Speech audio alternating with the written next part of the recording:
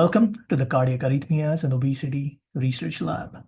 I'm Kedar Aris, Assistant Professor in the Department of Physiology and Biophysics and an adjunct faculty in the Department of Biomedical Engineering at University at Buffalo.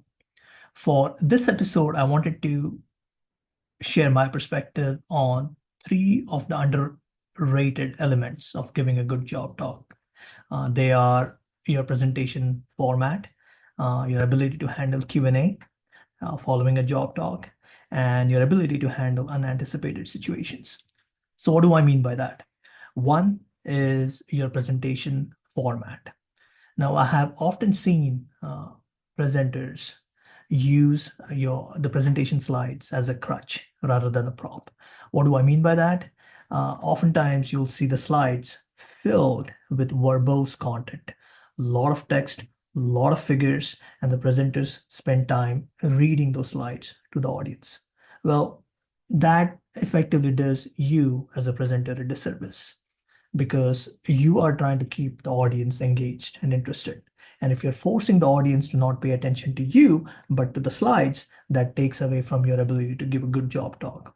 So what I recommend is to use the presentation content on each slide just as a prop. Have minimal amount of text and then walk the audience through that content so that the audience is forced to rely on you to help them understand what that means rather than forcing them to read the slide and make an interpretation on their own. The other aspect of presentation style is something you can always pick it up from other books. Focus on making sure that your font size is big enough so that someone in the back of the audience can read it. Use animations only if it makes sense and drives home a point. Don't use too many colors because that can be jarring and distracting.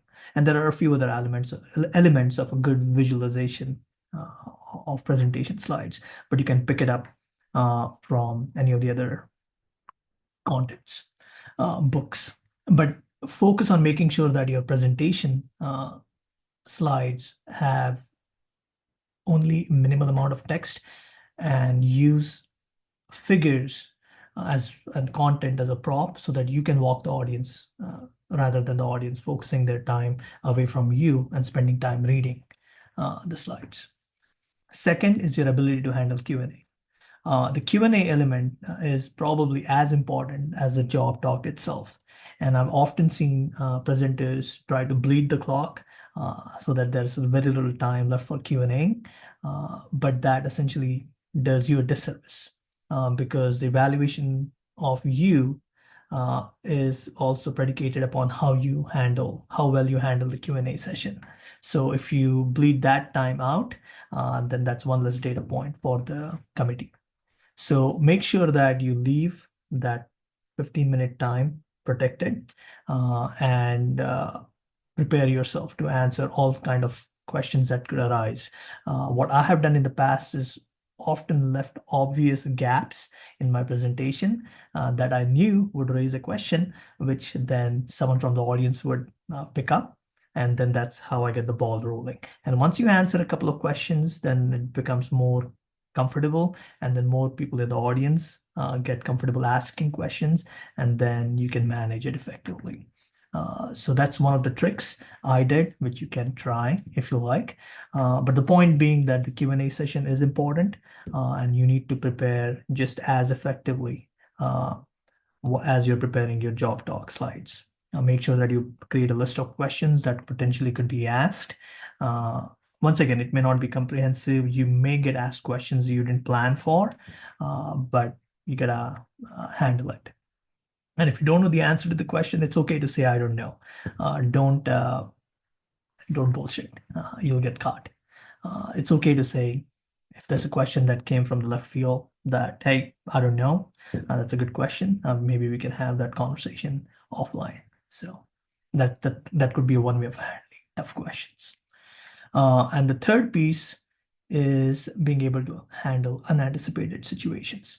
Now, oftentimes you are given 45 minutes for your job talk, followed by 15 minutes of Q&A, but that's assuming everything goes according to plan. maybe there could be a malfunction of the audio video equipment. Maybe there are delays in the audience joining in via Zoom. Maybe the introduction of you as a speaker takes a little extra time. Maybe the microphone's not working.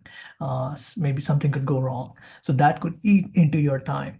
That could take away from what you expected, which could cause a little bit of nervousness, anxiety, and that could affect your performance. So you have to be able to anticipate things that could go wrong and plan accordingly. So let's say any and all of those things could happen, which means now you have less time than you anticipated to give your job talk. Well, then you need to prepare ahead of time to be able to give a 40-minute job talk, a 35-minute job talk, a 30-minute job talk, even a 25-minute job talk. And what that means is you need to be able to identify which slides are important and that you need to spend more time and which slides you can gloss over. And you need to be able to do that ahead of time rather than in the moment, because you will be feeling a little rushed if you're running low on time. And these things cannot be done real time. It has to be planned ahead and practiced. So those are the three things which I think if you address beforehand will help you give a really good job talk. One, make sure that your presentation format is aligns with the best practices. That includes making sure that the font sizes are large enough, have minimal amount of text, don't make your content slides verbose, and use your presentation slides as a prop rather than as a crutch.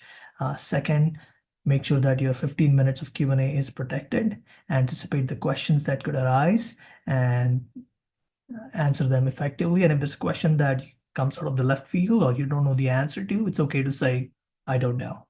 And three is make sure that you know which slides are important and which slides you can gloss over. So in case there is unanticipated delays or malfunctions, you can handle them effectively. So those are the three things.